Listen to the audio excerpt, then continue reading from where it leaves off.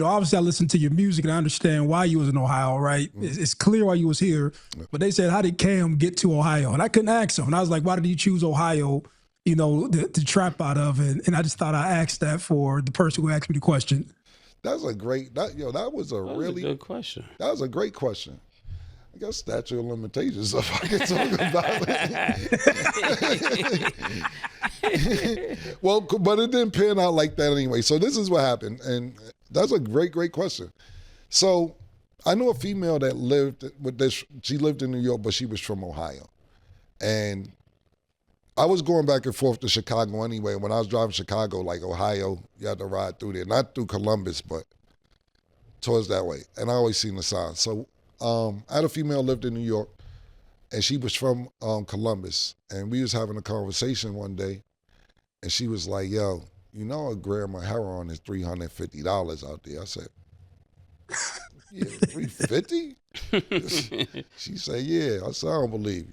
She called her cousins, and they verified it by phone. So I sent her out there to get everything situated, because a gram of heroin in New York at that time was probably, if you knew somebody, 60, 70, maybe $80. So the turnaround was crazy. But she went out there, fucked the money up and everything else, and it never panned out. And so I met somebody else who had stomach issues with me. So a lot of people don't know I have an IBS. And I met somebody else who had IBS, and we was kind of talking about this shit. And he was like, yo, give me a call. And when he gave me his phone number, it said 614, the area code. And I was like, hey man, you be in Ohio? Cause this girl just told me that motherfucking a gram of heroin out there is so-and-so, so-and-so. He was like, just stick to the stomach, bro. Just stick to the stomach. So then we talked for a while, just about medical shit. And I ended up stopping in Columbus on the way to Chicago, and I bought some weed with me.